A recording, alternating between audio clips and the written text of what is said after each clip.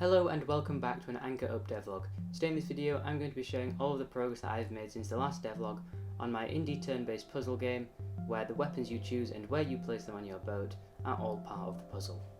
This week we'll be covering 3 new levels, a boss battle, adding in enemy-only cogs and other cog improvements, reformatting survival levels, new effects for portals and cannonballs, also enemy teleports and environmental portals, as well as a bonus development update at halfway through development. So first up, I started working on some more levels, trying to get to the 20 level mark, which will be the halfway point for the development of the content of the game in general. So the first level I started working on was this one with a swaying flag in the middle done with bones in Blender and using the Unity animation system. Next I made this level where it's the first use of enemy only cogs, which I will come back to later in the video describing how they work and how I implement them. Next I started working on the final level before the boss battle. With each level, I don't know if you can tell, the sky is getting more red, kind of hinting at it getting worse and worse. This one I went with an orange and white aesthetic, using the orange to kind of hint at fire and maybe what's to come with the boss battle. So this is how it turned out overall. I used this as a survival level and it's the first example of using portals that aren't placed by the player.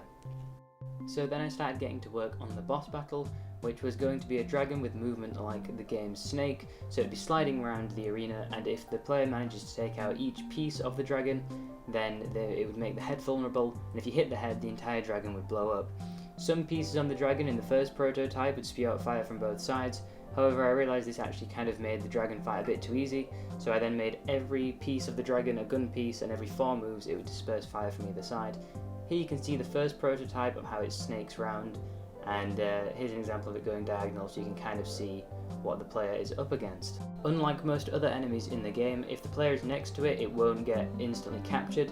However, if it is next to the head, then a little message will pop up saying like the dragon has actually eaten you, and that's kind of, I thought, would be like a cool way to say keep away from where it's heading. I then started creating the actual level and arena that the boss will be fought in. The whole arena I wanted to be on fire, so I worked on effects and animations, and here you can see I've extended the dragon by quite a lot in the final version.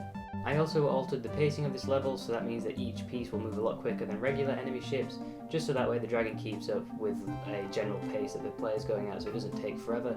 And as you can see, every 4 moves it spews out fireballs which show their direction through which direction their trail is in. I also changed the underside of the island to spew out fire, as well as the clouds surrounding the arena to be in keeping with the overall atmosphere and aesthetic that I went for. Here you can see that some parts in the actual boss battle are quite chaotic with the amount of fireballs, and also here's an example of what happens when the player gets eaten by the dragon. If it gets too close, then a little message will pop up. When all of the pieces have been hit, the dragon's head will grow and shrink to show it's vulnerable, and then when it is hit finally, a cinematic will play of the dragon blowing up, and then the final victory message for the level will display.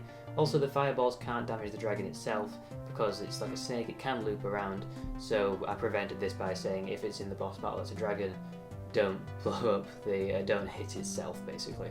The explosion effect of the dragon is achieved by using the effect manager script, which I talked about in a previous video, where it will take each of the pieces, apply an explosion effect and apply a delay to it, depending on where it is in the body. Also here you can see that I can kind of alter pacing for specific levels by changing wait times between each projectile moving or each enemy moving.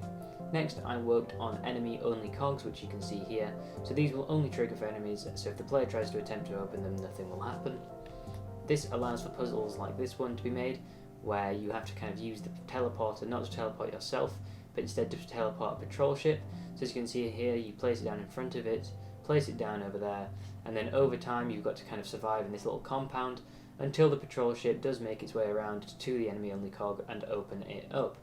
I also used this opportunity to change something else about cogs which I wasn't pleased of, which was basically the fact that cogs wouldn't kind of react to where the player was or if there was any objects in between. So now as you can see, the gate itself will stop. I also added a trail to the cannonballs to suggest which direction they're going in, which was missing beforehand and didn't make it kind of clear to the player what direction cannonballs were going in, so it's just kind of for clarity. I also noticed there was a floating island somewhere in this mission, so I just kind of quickly fixed that. Next I worked on the survival levels, and basically the code for that was kind of broken, So instead of doing it so it kind of weirdly loops over a small amount of it, I kind of custom do each event. So, oh, a ship will spawn here with this direction, with these weapons, after this much time next, and then so on and so forth. So it's kind of set places that will each spawn, which is so much better than what it previously was, which was kind of it looping over maybe one or two things and putting down a variety of different enemies, and it really wasn't that clear to anyone even creating a level when I added in the level creation system what was going on. I also then made this survival level as the previous one, which I talked about earlier, and this is the first one of environmental portals, which you can see I added in a new portal effect as well. And these are placed throughout the levels and will teleport you to either end of it. So as you can see, if you're on that one, it'll go there, and it'll be the same in reverse. And as I was talking about earlier, this is the 20 level mark. The game itself, I'm aiming to have 40 levels, and I'm sure we'll get there. And the reason is that each of them are handmade, and I'm working by myself, so I don't have 3D modelers, I don't have level creators on their own. I've got to do the programming, the art, and all of that. So I don't really want to aim for something really unrealistic, like 100 levels and then have like loads of repeating assets.